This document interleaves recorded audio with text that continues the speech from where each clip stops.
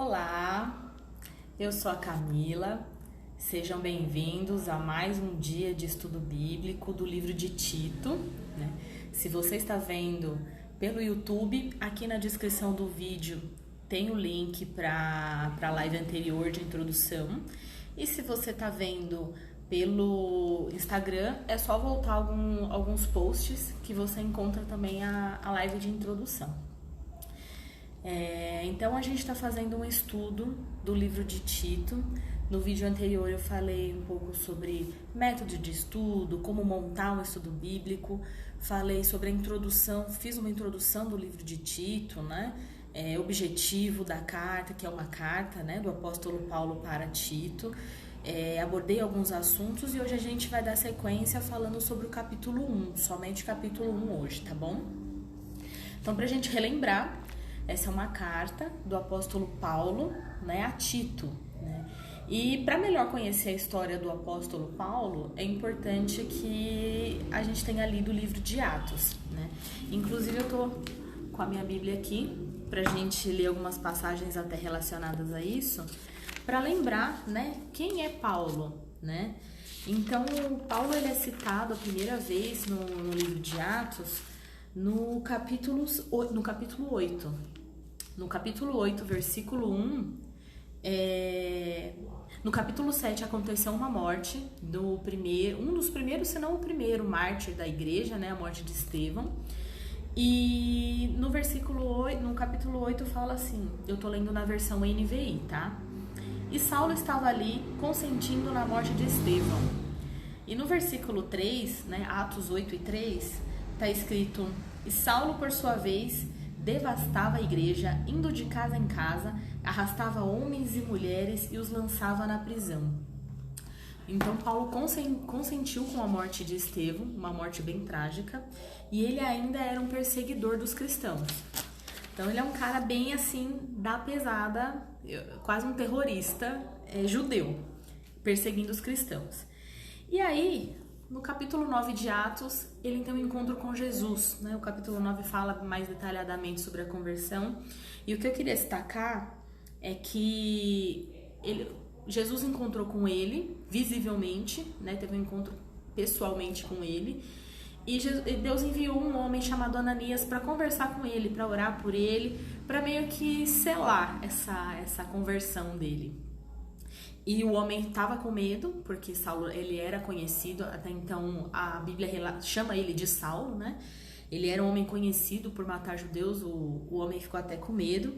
Mas no versículo 15, Atos 9:15, mas o Senhor disse a Ananias, esse homem que foi lá visitar Paulo: vá, este homem é meu instrumento escolhido para levar o meu nome perante os gentios e seus reis e perante o povo de Israel. Então Paulo ele era um homem escolhido, um instrumento escolhido de Deus, né? Então não importa todo o passado que a gente já teve, que às vezes a gente tem mania de julgar as pessoas, né? Do tipo, ouve o pastor, ouve falar, tem um pastor X que ele tem uma pregação muito boa, mas sempre tem alguém que fica, mas no passado ele fazia essas coisas. Paulo também, no passado fez muita coisa ruim, muita coisa errada, mesmo assim ele era um instrumento escolhido de Deus para levar a palavra. Então não existem pessoas perfeitas para pregar a palavra de Deus, existem os escolhidos, os instrumentos escolhidos de Deus, né? E ele era chamado Saulo, e em seguida no capítulo 13 há uma variação, ele é chamado de Paulo, mas ele não mudou de nome. É que naquela época era muito comum as pessoas terem dois nomes, um nome de origem hebraico-judaica, que era o caso de Saulo, que inclusive é uma variação do nome de Saul, que foi o primeiro rei de Israel. E depois, o autor de Atos, né, que foi Lucas, ele parou de escrever Saulo e começou a escrever Paulo. Acredito que por questões missionárias, uma vez que ele estava no mundo grego, no mundo de fala grega, então Paulo era um nome de origem grega helenista, por isso que ele acabou mudando a escrita. Ele escreveu para Tito, Tito estava em Creta, né? Paulo escreveu a Tito em Creta, e Creta era uma ilha num ponto estratégico que ficava entre a África, a Europa e a Ásia. Então ali no meio dos três maiores continentes, era uma ilha então num ponto muito estratégico, e acredito que por conta disso tinha uma mistura cultural muito forte. Então era uma mistura de culturas, de religiões, de ideologias, de estilo de vida, e é um pouco assim como o mundo que a gente vive hoje, né? Já era naquela época, né? Hoje só continua. Uma sociedade assim que tinha muito relativismo. E acho que por conta dessa mistura, né? Paulo orientou a Tito a colocar ordem nas igrejas de Creta. Então vamos para o capítulo 1, vamos para a Bíblia, sem mais delongas. Tito capítulo 1, versículo 1, fala: Paulo, servo de Deus e apóstolo de Jesus Cristo. Então ele se identifica ali como servo de Deus e apóstolo. Tem algumas outras cartas de Paulo em que ele faz uma abertura maior em relação a essa questão do apostolado dele. Porque imagina, o cara ele era perseguidor de cristãos, arrastava homens e mulheres, igual eu estava falando lá em Atos 8. Então nem todo mundo possivelmente acreditava nele, que ele realmente tinha sido transformado pelo evangelho. Então ele tinha que às vezes dar uma carteirada, vamos dizer assim, né? Então Paulo, apóstolo de Jesus Cristo, para levar os eleitos de Deus à fé e ao conhecimento da verdade que conduz à piedade. Então essa é a função dele, né? Ele está se identificando como apóstolo e servo de Deus e está falando qual é o objetivo dele, para o que ele foi comissionado por Jesus. Ele foi comissionado a levar os eleitos de Deus à fé e ao conhecimento da verdade que conduz à piedade. Então, assim, a fé que a gente tem, né, a fé e ao conhecimento da verdade. Então, não existe fé sem conhecimento. A gente tem que saber no que a gente tem fé, né? Inclusive, fica aí a reflexão. Às vezes a gente fica na expectativa de ensinar os nossos filhos. Eu quero filhos crentes. Mas se o meu filho pergunta por que eu sou cristã, por que eu acredito em Deus, por que eu acredito na Bíblia, e eu não sei responder nada disso, alguma coisa está faltando. Então a gente precisa também buscar o conhecimento bíblico para poder incentivar e ensinar os nossos filhos, né? Então não dá para ter uma fé sem conhecimento. A gente precisa buscar conhecimento para poder entender no que a gente acredita e ensinar para os nossos filhos, né? Então, versículo 2. Fé e conhecimento que se fundamentam na esperança da vida eterna. Então, a gente tem fé em quê? Fé em Jesus, fé e conhecimento na esperança da vida eterna, né? Nós estamos aqui esperando Jesus voltar novamente, no momento onde a gente vai chegar lá na vida eterna. Então, a nossa esperança como cristãos é a vida eterna. Inclusive, Paulo fala sobre isso nessa carta, no final do capítulo 2 e no capítulo 3. Então, eu não vou detalhar tanto essa parte, porque a gente vai chegar lá mais pra frente, né? Cadê? Fé e conhecimento que se fundamentam na esperança da vida eterna, a qual o Deus que não mente prometeu antes dos tempos eternos. Ou seja, tudo isso já foi prometido. Deus já nos prometeu esse plano da salvação e tudo mais, da primeira e da segunda vinda de Jesus, já tinha sido prometido desde antes dos tempos eternos, né? E no devido tempo, ele trouxe à luz a sua palavra por meio da pregação a mim confiada por ordem de Deus nosso Senhor. Então, de novo, ele fala que ele recebeu essa ordem de pregar, né, de Jesus, não foi um negócio que ele tirou da cabeça dele. E aí, ao destinatário da carta, né, a Tito, meu verdadeiro filho, em nossa fé comum. Então, Tito, ele possivelmente foi uma pessoa convertida por Paulo, né, nas missões de Paulo. Tito provavelmente foi um dos convertidos nessas missões dele, porque ele trata Tito como um filho na fé, né, e na fé comum, ou seja, é a mesma fé. Tito compreendeu o que Paulo estava explicando, qual era a fé de Paulo. Graça e paz, que era um cumprimento da época, o shalom, né, da parte de Deus Pai, nosso Salvador Jesus Cristo. Então aqui só nesses primeiros capítulos, nos primeiros versículos, a gente tem uma saudação, uma introdução, uma saudação até um pouco rápida, né? Mas em seguida, o capítulo ele é dividido nessa introdução e em seguida já vai para a missão de Tito, né? Um dos motivos que Paulo escreveu a carta para Tito. né? E ele fala assim: a razão de tê-lo deixado em Creta foi para que você pusesse em ordem o que ainda faltava e constituísse presbítero em cada cidade, como eu o instruí. Na Bíblia só fala de uma breve passagem de Paulo a Creta, no capítulo 27 de Atos, mas não entra em detalhe, não fala dessa viagem, de uma constituição de igreja, nem se essas igrejas de Creta foram constituídas, foram fundadas por Paulo. Mas Paulo, como um apóstolo chamado, ele tinha conhecimento das igrejas e direcionava aí a questão dos cuidados da igreja. Ele delegava, né, os cuidados da igreja para os seus filhos na fé. E aqui ele vai pôr em ordem, então Creta era uma ilha com várias cidades, por isso que ele fala: constitui-se presbítero em cada cidade, como eu o instruí. E aqui as qualificações que Paulo coloca, né, para os presbíteros é uma qualificação de caráter. A gente vai ler, vai falar um pouco sobre isso, mas não tem a ver com o desempenho, né? Os presbíteros a serem escolhidos não eram assim aqueles que falavam melhor, os que se vestiam melhor, os que tinham mais dinheiro. Não estava relacionado até a capacidade de pregar ou de ensinar. Ele fala do caráter. A primeira coisa que a gente tem que observar num presbítero é o caráter. Pausa. Voltou.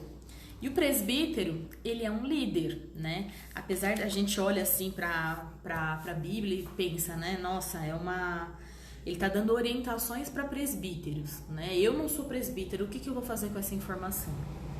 Aqui ele tá falando sobre o caráter de líderes. E todo mundo é líder em algum aspecto da vida, né? Eu, como mãe, eu sou líder dos meus filhos. Eu sou líder na minha casa, meu marido é líder da nossa família, né? Ele não é pastor, pode não ter um cargo na igreja, mas todos nós somos líderes em algum aspecto, né? Então, os pais, os homens principalmente, além de líderes da família, eles são sacerdotes do lar. Então, eles precisam também pensar e praticar, né, essa conduta. E não é só para líderes, acho que como cristãos em geral, nós precisamos pensar a respeito da nossa conduta, né? E aí ele começa aqui no versículo... Cadê? No versículo 6. É preciso que o presbítero seja irrepreensível. Irrepreensível não é perfeito, porque não existe ninguém perfeito no mundo, né? Mas é que ele tem uma boa conduta diante da sociedade. Ele seja um cara honesto, né? Ele é um cara que, assim, as pessoas não têm o que falar dele. Vai complementar o que é ser irrepreensível mais pra frente, mas é importante que, assim, em João 13:35, Jesus falou: todos saberão que vocês são meus discípulos se vocês amarem uns aos outros. Então, existem algumas características que a gente precisa ter, né, que ele vai abordar aqui, que mostra para o mundo que nós somos discípulos de Jesus. Então, ele começa: irrepreensível, marido de uma só mulher. Marido de uma só mulher, ele está se referindo à questão do adultério, né? Teve uma época, né, lá no Antigo Testamento, os homens tinham várias esposas, concubinas e etc. Aqui ele não está se referindo à questão cultural, ele está se referindo à questão do adultério. Que tenha filhos crentes e que não sejam acusados de libertinagem ou insubmissão. Essa questão dos filhos crentes tem sido uma questão polêmica, assim, na igreja. Porque todo mundo conhece um pastor, um obreiro, alguma coisa, que os filhos não são crentes, né? Ou não frequentam a igreja, enfim. Alguns estudiosos defendem que essa passagem quer dizer, diz respeito a filhos pequenos, filhos assim menores de idade, dependentes do pai, né? Então, se o presbítero ele tem filhos, ele tem que no mínimo manter a rédea da família dele, levar as crianças para ele, não só levar na questão de frequentar, mas de pastorear os próprios filhos, né? Ensinar a verdade, ensinar a palavra para esses filhos, né? E que esses filhos respeitem a autoridade desse pai, né? Por isso que ele é irrepreensível. Não é achar que o pai é perfeito, mas qual a função, uma das funções do pai, né? Cuidar da família, prover para a família, defender e proteger a família, né? A esposa e os filhos. né? Uma vez eu li que o maior presente que um pai pode dar para o seu filho é amar a mãe dele. Então isso é se tornar, ser irrepreensível, é ser marido de uma só mulher também. Então é nessas coisas que a gente tem que começar a pensar um pouco, né? Não é que, o presbítero tem que ser perfeito, porque isso não existe. Mas que os filhos tenham essa consciência de que, apesar dos defeitos, ele foi irrepreensível e cumpriu o papel dele de pai e de esposo. Por ser encarregado da obra de Deus, é necessário que o bispo, ele fala presbítero e bispo, e na verdade ele quer dizer a mesma coisa, né? O termo no original é a mesma coisa, que é o presbítero, que é o líder religioso aí da igreja, né? É necessário que o bispo seja irrepreensível novamente, não orgulhoso, né? Não orgulhoso, assim, exagerado no amor próprio, na vaidade. Um líder verdadeiro, assim, um cara que realmente ele é líder, ele sabe que tudo de bom acontece por conta de Deus, porque Deus permitiu, Deus deu saúde para ele, Deus deu inteligência, Deus deu força. Ele não é orgulhoso no sentido de eu sou pastor, por causa de mim que as pessoas foram batizadas no Espírito Santo, por causa de mim que as pessoas que 300 milhões de pessoas se converteram. Então ele tem noção, ele tem que ter essa humildade, ele não pode ser orgulhoso, ele tem noção da grandeza de Deus, que ele não é nada, né? Então o presbítero, o líder, ele não pode ser orgulhoso, não pode ser briguento, né? Tem muitos líderes que são rápidos em reprimir as pessoas, principalmente pessoas que têm opinião diferente. Se alguém coloca uma opinião diferente, o líder já vai, essa pessoa aí não sabe de nada, ou então tá endemoniado, por isso que tá falando essas coisas. Então o líder, ele não é briguento, ele sabe ouvir as pessoas, ele tem calma, ele tem mansidão. Mais pra frente ele vai falar um pouco sobre isso também, né?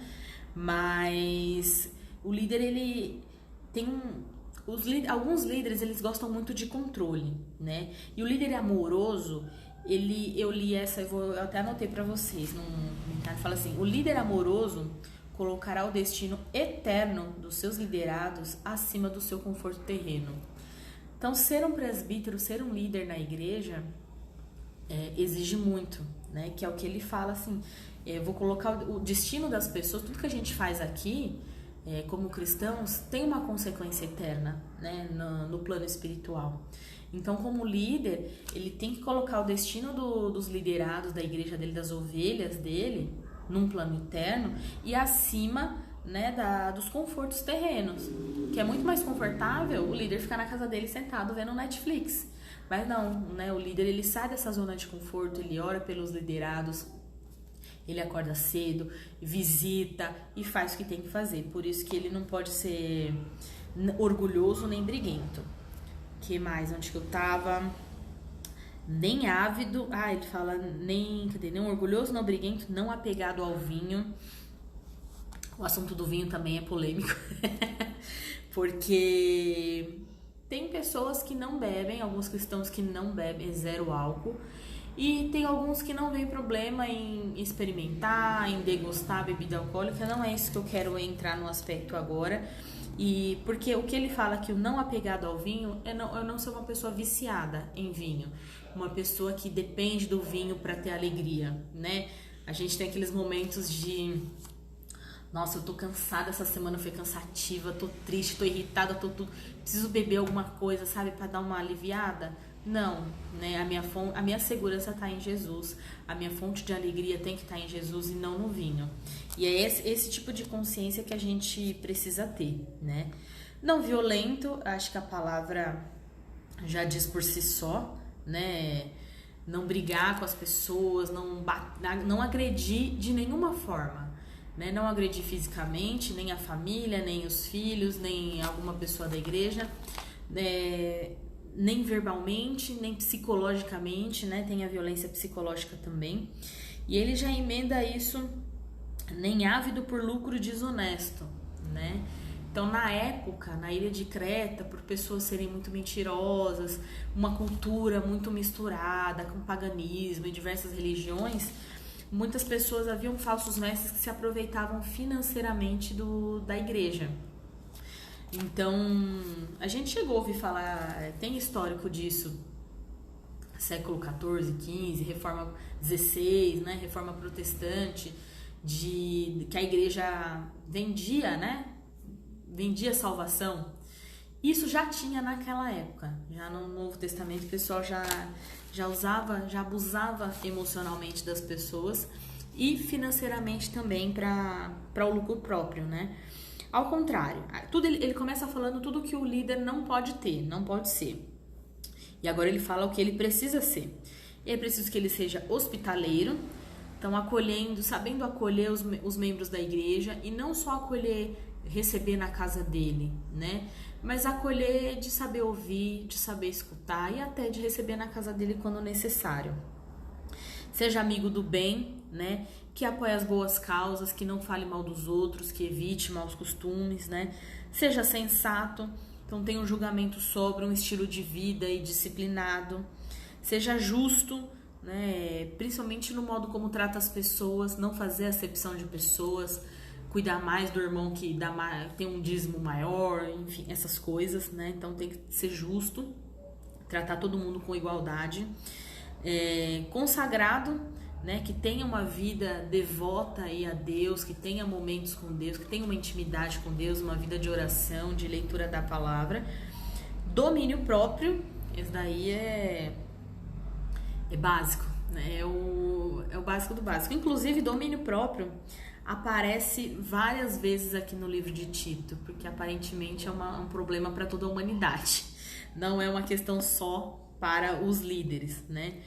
Então, assim, a função principal aí do presbítero é cuidar do povo de Deus, né? Ensinando a verdade, né? E principalmente refutando os erros, né? Não é só ensinar a verdade, mas o líder ele tem que saber o que tem de errado nas doutrinas erradas, nas heresias, para combater isso com a verdade, para que os hereges não tenham como contestar, né? Então, assim, o foco nesse momento aqui de Paulo falando a respeito dos presbíteros, né, da função deles, não é assim a liturgia do culto, como que o culto deve funcionar, ou a questão da hierarquia, porque tem o pastor presidente, o pastor vice-presidente, o tesoureiro, não sei o quê.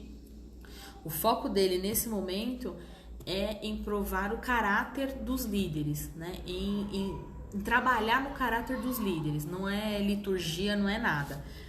Então, assim, o líder ele tem que servir de exemplo, né? E aqui ele tá falando o líder da igreja, mas como eu falei, eu como mãe, eu também tenho que ser irrepreensível, eu tenho, como cristã, né? Não é nem como mãe, como cristã eu tenho que ser irrepreensível, não orgulhosa, não apegada ao vinho. É importante que a gente siga todas essas recomendações, que a gente seja uma boa influência, né? Até quando ele fala aqui na questão dos filhos, né? Que os filhos não sejam subordinados, eles sejam irrepreensíveis. Quem convence o homem do pecado é o Espírito Santo, não é o pai nem a mãe. Mas o cristão ele tem que ter uma conduta irrepreensível a ponto de as pessoas olharem, e até os nossos filhos, e falarem: eu quero ser igual a minha mãe, eu quero ser igual ao meu pai. Ou alguém de fora: eu quero ser igual àquele irmão. Aquele irmão tem uma conduta irrepreensível, né? Então a gente precisa prestar muita atenção na questão do nosso comportamento no geral, né? Então ele fala assim, continuando no versículo 9: apegue-se firmemente à mensagem fiel, da maneira pela qual foi ensinada. Ou seja, eles tinham que ser ensinados. Para que seja capaz de encorajar os outros pela sã doutrina e refutar os que se opõem a ela, né? Então, assim, tem que convencer as pessoas, refutar os que se opõem a ela.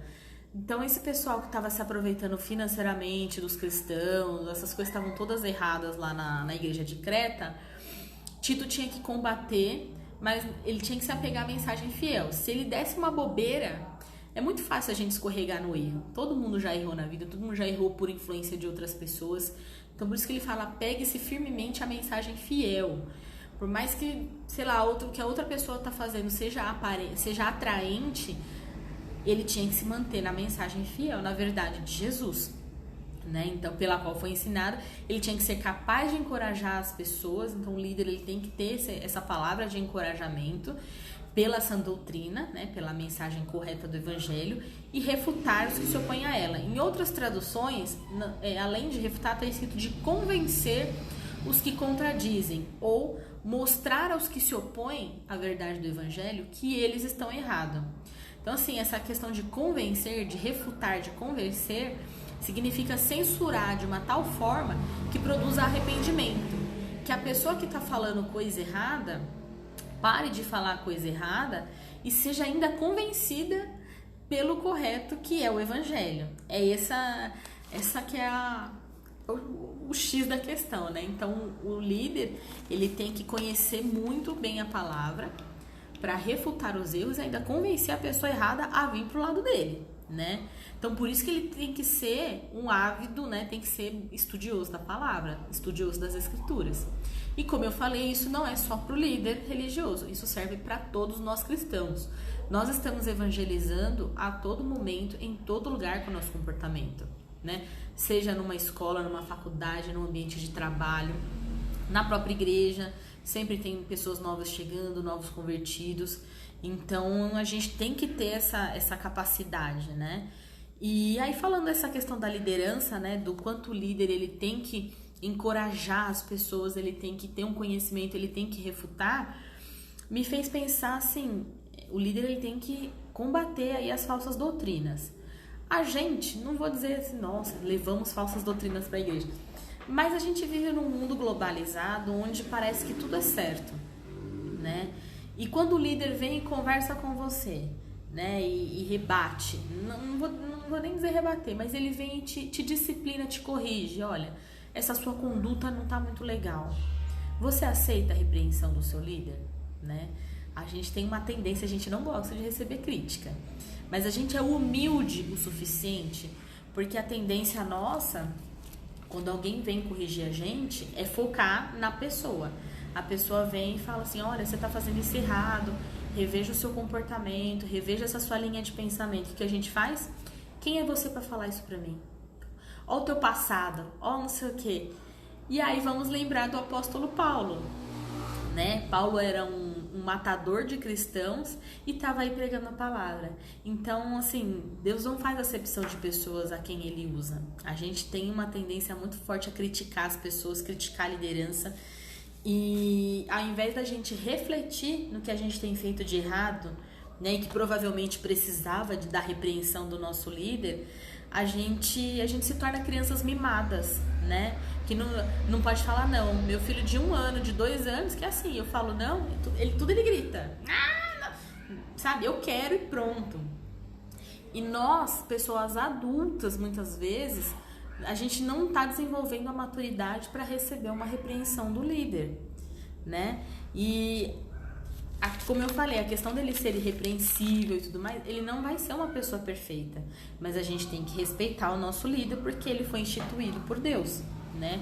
Então a gente pega uma mania de argumentar quem é você, pega um monte de mania, mas em Provérbios, eu anotei aqui 27:17, na versão da Nova Bíblia Viva, fala de como 2 lâminas de ferro ficam mais afiadas quando são esfregadas uma contra a outra, ou seja, quando 2 lâminas sofrem atrito, né? Dói, incomoda o atrito. Assim, 2 amigos que discutem seus problemas com sinceridade acabam mais amigos e mais maduros do que antes. Então, não tem como a gente amadurecer e crescer em qualquer aspecto, inclusive no espiritual, que é o que a gente está falando hoje, sem passar por algum atrito, né? Então a gente tem que aprender com os nossos erros, ouvir as repreensões, ouvir as críticas para que a gente possa amadurecer. Então a gente tem que respeitar, né? Respeitem os seus líderes, pastores, né? E autoridades aí da igreja. Para de achar, a gente tem uma ideia de que assim, às vezes quando alguém vem e fala alguma coisa e quando eu falo líder, às vezes a pessoa que está te repreendendo nem tem um cargo de líder, é só um irmão mais maduro na fé que vem e conversa com você, né? Então a gente precisa tirar essa mentalidade de o meu líder é meu inimigo.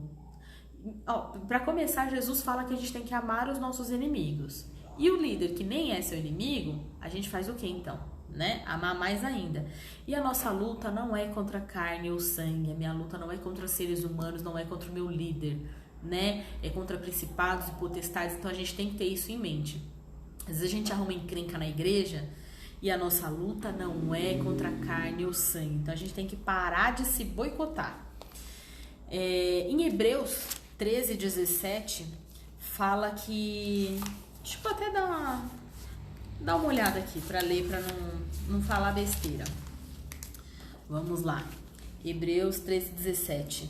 Obedeçam aos seus líderes e submetam-se à autoridade deles. Eles cuidam de vocês como quem deve prestar contas. Obedeçam-lhes para que o trabalho deles seja uma alegria, não um peso, pois isso não será proveitoso para vocês. Então ele dá duas ordens, né? Obedeçam e submetam-se aos seus líderes. A gente faz isso? A gente primeiro quer que o líder seja perfeito, mas eu não quero ser perfeita, eu só quero causar, né? Então a gente precisa obedecer e se submeter à nossa liderança. E ele ainda complementa, né? Para que o trabalho dele seja uma alegria. Então, o meu posicionamento, o meu comportamento na igreja tem sido uma alegria para o meu líder? Ou eu estou dificultando o trabalho dele? Porque se eu dificulto o trabalho dele, a própria Bíblia diz, isso não será proveitoso para vocês, né?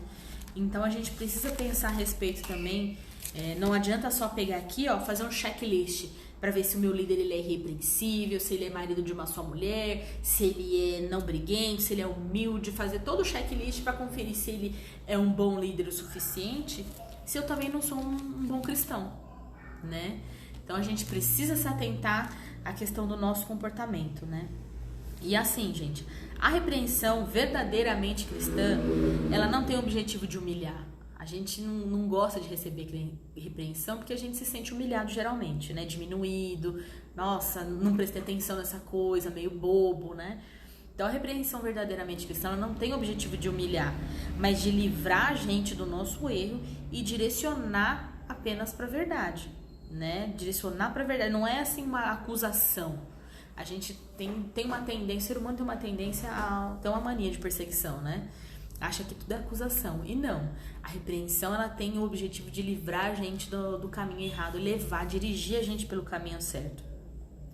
Então, assim, mesmo que a gente se sinta humilhado, por eventualmente a gente não ter percebido aí qual foi o nosso problema, pelo qual a gente está sendo repreendido, a repreensão tem que levar a gente para o caminho certo, né? Então, a gente tem que refletir um pouco mais sobre isso. Vamos lá. Olha lá. Versículo 10. Pois há muitos insubordinados que não passam de faladores. A gente se enquadra nesse quadro aí, ó, de insubordinados, faladores, enganadores, especialmente os do grupo da circuncisão.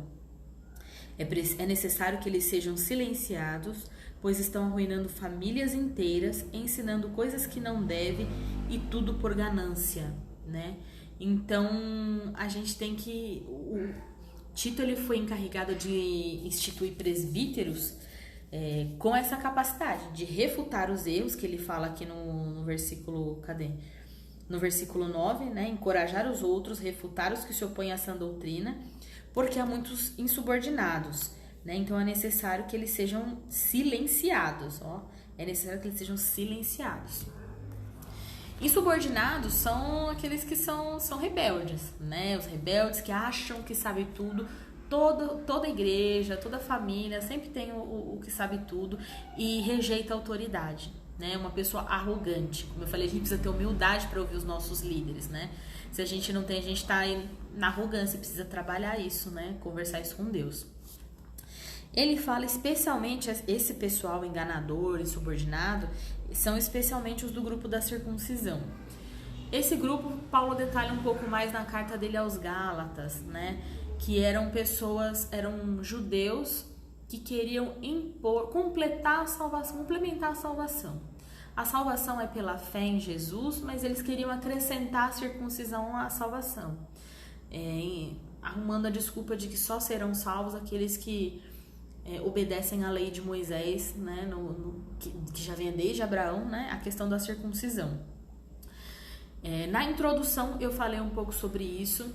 Timóteo foi circuncidado, mas Tito não. Porque Paulo usou isso como estratégia de pregação. Porque Tito ele não foi circuncidado, ele era grego, mas era visível a transformação, né, a mudança dele, o impacto do evangelho na vida dele. Então não era uma questão de circuncisão, que é um ato externo.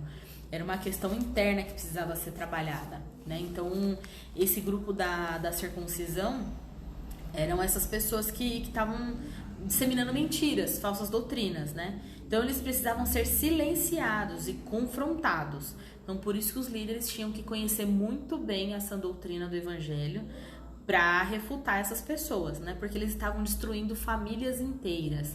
As igrejas naquela época provavelmente não tinham templos ainda como a gente tinha hoje.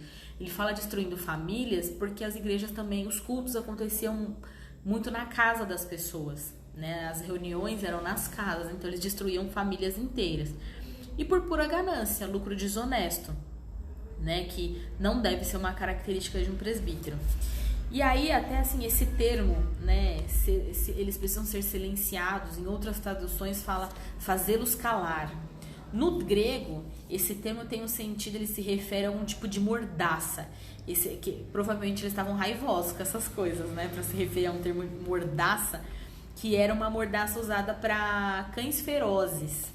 Então, por isso que eles tinham que ser silenciados, porque eles estavam destruindo famílias inteiras. Indo agora para o versículo 12, cadê? Um dos seus próprios profetas chegou a dizer: cretenses sempre mentirosos, feras malignas, glutões e preguiçosos. Quando ele fala um dos seus próprios profetas, Paulo está se referindo a uma pessoa, um homem chamado Epimênides. Esse homem, ele falou inclusive essas palavras que Paulo está citando. Esse Epimênides falou cerca de 600 anos antes de tudo isso acontecer. Você vê que o pessoal de Creta já era conhecido de muito tempo de ser uma ilha assim de um pessoal depravado, né? Em todos os sentidos, não só sexualmente, porque você está vendo aqui feras malignas, glutões, mentirosos, preguiçosos. Então era todo tipo de depravação que rolava lá. Então esse Epimênides, ele era um filósofo, um pensador, né? O profeta aqui, ele não quer dizer profeta no sentido bíblico, mas nesse sentido de era um filósofo, um pensador da região. Ele era cretense e ele falava isso, né? Então, porque a cultura do povo era entregue aos próprios prazeres, né? E se a gente parar para pensar, a nossa cultura é um pouco assim, né? A gente vive nós somos aí glutões, preguiçosos, nós somos todos em algum aspecto, né? Então, ele fala assim, me faz pensar o quanto a nossa sociedade hoje vive pra gente mesmo, né? Jesus fala pra gente amar o próximo como a gente mesmo e depois fala pra amar as pessoas como Ele nos amou, né? Então, a gente tem uma cultura de tudo é pra mim primeiro. Primeiro eu, segundo eu, terceiro eu, depois o resto, né? E como que não é que a gente tem que deixar de se cuidar, deixar de cuidar das nossas coisas, mas a gente tem que pensar um pouco mais nas pessoas, né? Até tem um autor, o Rick Warren, no livro Uma Vida com Propósito, ele fala assim: se eu não sinto amor pelos outros e nem desejo ajudar as pessoas e me preocupo somente com as minhas necessidades, eu devo questionar se Cristo está realmente em minha vida, né? Então, é importante a gente pensar aqui quais são as nossas prioridades, né? E ele fala para repreender esse povo severamente, né? Cadê o versículo? Tal testemunho é verdadeiro, portanto, tal testemunho é verdadeiro, é a continuação do outro, né? Portanto, repreenda-o severamente, no versículo 13, né? Para que sejam sadios na fé. Então, o que é ser sadio na fé? É conhecer a verdade, né? Alguns estudiosos usam o termo legalista. Legalistas são essas pessoas que querem acrescentar coisas à salvação, querem acrescentar coisas à vida cristã, né? Então, assim, o evangelho, ele causa uma transformação na nossa vida. Então, quando eu já vi muitas pessoas comentarem comigo: ah, Camila, mas se eu me converter, se eu me tornar cristã, eu vou ter que usar coque? Eu vou ter que usar a saia no tamanho X? Né? Eu vou ter que fazer, sei lá, ter certo tipo de comportamento? Não é isso, né? Eu não tomo certas atitudes porque eu não preciso, né? Eu não saio bebendo, não saio brigando com as pessoas porque eu não sou escrava das minhas emoções. Não é que eu não tenho as emoções e que eu reprimo as emoções, mas como cristão, a gente não deve agir baseado nas emoções. A gente não deve agir baseado num prazer terreno que pode ter um impacto eterno, né? Que pode me tirar aí do rumo da salvação. Então, assim, muitas pessoas que se dizem cristãs, né? Ah, eu sou cristã, eu não escuto música secular, eu não fumo, eu não consumo bebida alcoólica, né? Então, as pessoas estão fazendo isso, e as pessoas fazem isso, tipo, tem todo esse comportamento bonitinho e não é capaz de dar uma esmola na rua. Julga o mendigo, tá aí nessa vida porque quer, né? Porque se quiser sair mesmo, já tinha saído. Então, será que essa pessoa realmente é uma pessoa impactada pelo evangelho? Uma pessoa que faz esse tipo de comentário? Então, a gente tem que pensar muito na nossa motivação para fazer as coisas, na motivação que me leva a ter determinado comportamento. Então, assim, eu não ajudo as pessoas, ajudar os pobres, ajudar os doentes, seja lá quem for, para garantir a minha ida para o céu, para comprar a minha passagem para o céu, que isso não existe. Eu ajudo porque eu quero vê-las bem, porque Jesus que age em mim me põe no coração essa vontade de ajudar as pessoas, né? Uma pessoa realmente que tem Cristo na vida tem vontade de ajudar as pessoas, né? E é aí que a gente vê se Cristo age na vida da pessoa. Não é eu ajudar. Eu já ouvi pessoas falando assim: eu vou cuidar da minha mãe doente para quando eu ficar velha eu ter quem cuidar de mim. E tá errado. A minha motivação em cuidar da minha mãe doente, idosa, não é para que eu não seja sozinha quando eu ficar velha. A minha motivação é em cuidar porque eu quero fazer o bem, porque Jesus que age em mim me dá essa vontade de cuidar das pessoas, né? Então, assim, a graça de Jesus, ela é transformadora. Então, eu não preciso de regras para me levar para o céu, de fazer um coque, de usar uma saia X. A gente tem que ter maturidade, né? A maturidade cristã que vai reduzindo. Assim, a nossa vida cristã não pode ser simplesmente fugir da promiscuidade, né? Então, por exemplo, a parábola do bom samaritano. Então, não adianta. Tinha um homem caído, um homem que estava viajando, e ele caiu na estrada. Ele foi assaltado, apanhou e estava caído na estrada. Passou 2 líderes religiosos, um sacerdote e um levita. Olhou e passou direto, né? Uma outra pessoa, nada a ver com nada, que foi e ajudou. Então, assim, não adianta eu ser sacerdote, não adianta eu ser pastor, eu ter um cargo na igreja, eu cumprir regras, se o meu coração não tem a motivação correta, né? Então, o erro não é que ajudar as pessoas está errado, claro que não. Mas eu também ajudar para um desejo egoísta, para eu ficar bem no futuro, o famoso vamos plantar para colher, né? Só isso não é isso que leva a gente para o céu, não é o ato, é a gente pensar na questão da motivação, né? O que me leva. Então não é assim que, porque eu sou cristão eu não fumo porque eu não posso. Eu não fumo porque eu não preciso, porque eu não sou escrava dos meus desejos terrenos, né? Eu me rendo a Cristo. Né? Então, por isso que ele fala até em Gálatas que Jesus nos chamou para a liberdade. Nós temos liberdade de servir a Cristo, não só em atos, mas principalmente no coração, na nossa motivação. Vamos continuar. No versículo 14 ele continua: não dê atenção às lendas judaicas, nem a mandamentos de homens que rejeitam a verdade. Né? Então, confiar em mandamentos de homens já pressupõe que não é a verdade, né? Então, e o objetivo de Paulo, quando ele fala lendas judaicas, ele está se referindo às leis do Antigo Testamento, né?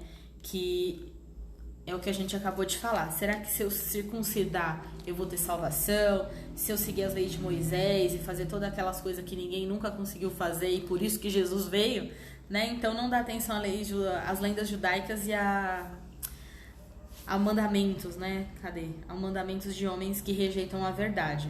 Né? Então, o objetivo de Paulo não era humilhar os cretenses, falando que só condenando eles como feras mentirosas, glutões e etc. Mas era repreendê-los, né? E livrá-los do erro e reestabelecer esse povo na verdade, né? Que só é possível quando a gente tem que ter um atrito, né? Não dá para simplesmente chegar conversando, vai ter esse atrito, né? Então ele tá falando pra gente não dê atenção às lendas judaicas. Por quê? Esse povo das lendas judaicas, né, para os cristãos, a gente como cristão que acredita em Cristo, nós somos purificados no sangue de Cristo. Então tudo que Deus criou é bom, né? Para aquele povo, não. Eles tinham um código de comida, um código de vestimenta, um código de tudo. E esse povo que vê maldade em tudo, né, que acha que tudo é impuro, que é o que ele fala no versículo 15. Para os puros, todas as coisas são puras, no caso a gente. Mas para os homens impuros e descrentes, nada é impuro, né? De fato, tanto a mente como a consciência deles é corrompidas, né? Então eles eram um povo que eles sabiam que eles não eram o que eles praticavam, o que eles falavam. Tanto que no 16 ele fecha. Eles afirmam que conhecem a Deus, mas por seus atos o negam. São detestáveis, desobedientes e desqualificados para qualquer boa obra, né? Então, para esse povo aqui que tem a mente impura, que acha que tudo é impuro, que acha que vive de muita regra, né? Tudo é impuro e começa a achar defeito em tudo. Então, a gente não segue as leis do Antigo Testamento, porque não é isso que vai me salvar, né? Não é um conjunto de regras. É ter a fé verdadeira em Jesus, é conhecer a palavra, é repensar no meu comportamento. Uma pessoa que vive o evangelho, né? Que é impactado. O evangelho significa boas novas, boa notícia. Então, eu vivo o que eu acredito, né? Então, de tudo que ele falou aqui nesse capítulo todo, acho que a pergunta que fica é: eu vivo o que eu acredito, né? Eu acredito em Jesus, eu acredito no Evangelho, eu acredito que eu tenho que ser, como ele fala aqui nos versículos anteriores, irrepreensível. Eu acredito que eu vivo, né, essa irrepreensibilidade, eu vivo a minha humildade, né? Eu ajudo as pessoas. O que o meu comportamento diz para as outras pessoas, né? Por isso que ele fala que em Tiago 1:22, ele fala assim: sejam praticantes da palavra e não apenas ouvintes, enganando a vocês mesmos, né? Então, o ser humano, a gente tem uma capacidade enorme de enganar a gente mesmo, né? De fingir que a gente vive, principalmente nessas questões religiosas, né? Que a gente se impõe um conjunto de regras. Para ser crente, eu preciso ir para a igreja. Ir para a igreja, o ato de ir para a igreja não é o que me traz salvação, né? Eu não vou para a igreja para ir para o céu, mas é na igreja que eu aprendo, que eu amadureço espiritualmente, é onde eu tenho atrito com outras pessoas, esse atrito me faz aprender mais, como diz lá em Provérbios 27:17, né? Como ferro afia o ferro. Então é assim que eu aprendo, que eu amadureço e que eu consigo, né? Que eu crio a fé, que eu aumento a minha fé em Jesus, entendo principalmente a fé, que a minha fé não é cega, eu não saio acreditando em qualquer coisa que me falam. E até esse é o convite também, gente, para a questão da leitura bíblica, né? A gente acredita em Deus ou diz que acredita em Deus, mas a gente sabe no que acredita, né? Realmente, o que é essa obra da salvação? Por que eu preciso de um Salvador? Por que eu preciso de Jesus? Por que ele morreu? Por que ele veio nesse mundo? Por que ele vai voltar? Né? Então, por isso que a gente tem que estudar a Bíblia, conhecer a palavra, ter esse conhecimento da verdade que conduz à piedade, que é o que ele fala no início do capítulo. A partir do momento que eu conheço a verdade de Jesus, que eu conheço a verdade do Evangelho, que eu sei por que eu tô nesse mundo, que eu sei por que eu preciso de um Salvador, que eu sei que eu sou salva, né? Que eu tenho essa fé em Cristo Jesus, isso vai me levar a uma vida piedosa, a uma vida que eu penso menos em mim, não é penso menos de mim, mas eu penso menos em mim para ajudar outras pessoas, né? Até vida profissional, eu escuto muito isso, assim: eu quero trabalhar, fazer curso, fazer faculdade para ser promovido no meu trabalho, ter um salário melhor, ter mais conforto.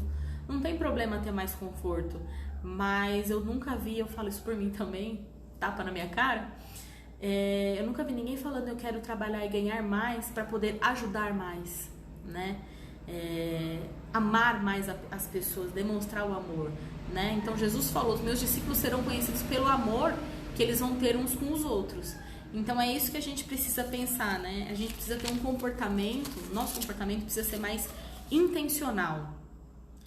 As pessoas que, por exemplo, meu vizinho, que eu nunca conversei, se ele olhar pra mim, será que ele vai saber que eu sou cristã? Pela minha conduta, pelo que ele observa de mim? As pessoas no meu trabalho, sem eu falar que sou cristã, eles vão saber que eu sou cristã, que eu sirvo a um Deus vivo, que eu tenho uma fé, que eu tenho um conhecimento da verdade, que eu vivo uma vida piedosa? É isso que a gente tem que pensar. A gente prega não só com as nossas palavras, mas com o nosso comportamento também. Então, por isso que ele já dá logo Paulo já dá logo esse creu aqui. Que essas pessoas que têm esse pensamento impuro, começam com muita regra, com muito legalismo, eles não vivem o que eles pregam, né? Então, é isso que a gente tem que começar a pensar. Parar de ser legalista, de pensar em comportamento e prestar mais atenção no nosso coração. Não é o famoso coque da irmã, né? Não é eu usar um coque que vai me levar para o céu, mas é o meu comportamento no geral, né? Até porque, falando de coque, essa questão de usos e costumes, o que eu visto, o que eu uso, manda uma mensagem, né? A forma como eu me visto manda uma mensagem. Se eu uso uma roupa muito curta, um decote muito acentuado, tem gente que usa qualquer roupa e sai por aí sem pensar, mas a partir do momento que eu sou uma pessoa guiada por Cristo, isso também fala a respeito de Cristo, não só de mim, né? Então as pessoas quando me olham pra minha roupa, pra forma como eu me visto, elas veem Cristo ou veem uma vulgaridade, né? Veem sensualidade desnecessária em lugares errados. Então é isso que a gente tem que pensar, não é só na questão do comportamento. Eu vejo às vezes alguns Instagrams, as pessoas, pastores principalmente, abrem caixinha de pergunta e as pessoas mandam muito assim: pastor, é pecado fazer tal coisa? A questão não é se é pecado ou não, porque, de novo, as pessoas estão procurando uma lista de regras. É o seu coração, qual é a sua motivação. Ai, pastor, é errado usar saia curta. Qual que é o seu objetivo em usar uma saia curta? Chamar atenção para o seu corpo. É simples assim. Então, se você quer ir num lugar com uma saia curta, sabe que você está indo para chamar atenção para o seu corpo. Então, assim, a gente precisa ter essa noção, parar de hipocrisia, de mas é pecado fazer tatuagem. Qual que é o seu objetivo com uma tatuagem? Gente, o meu objetivo não é condenar ninguém, porque quem sou eu para condenar? Só faço coisa errada na vida. A gente tenta acertar, né? Às vezes a gente finge que tenta, né?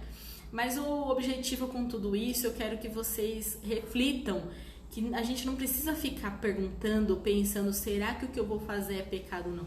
A Bíblia diz tudo que é pecado, tudo que é errado, tudo que é certo, tudo que não é. E se eu tô nessa dúvida de se tal coisa é pecado ou não, é porque tá me faltando leitura da palavra, é porque tá me faltando vida de oração, né? A gente precisa se achegar mais a Deus para ter esse discernimento. E a Bíblia diz também, Tiago, se a gente pedir sabedoria para Deus, Ele dá, né? Então, eu quero que fique essa reflexão aí para vocês também. Na próxima semana, a gente volta com o capítulo 2. E para quem não viu a introdução, é só voltar uns vídeos aqui no Instagram ou olhar no YouTube os links que eu vou deixar para vocês de todos os vídeos do estudo. Obrigado para você que chegou até aqui e até a próxima!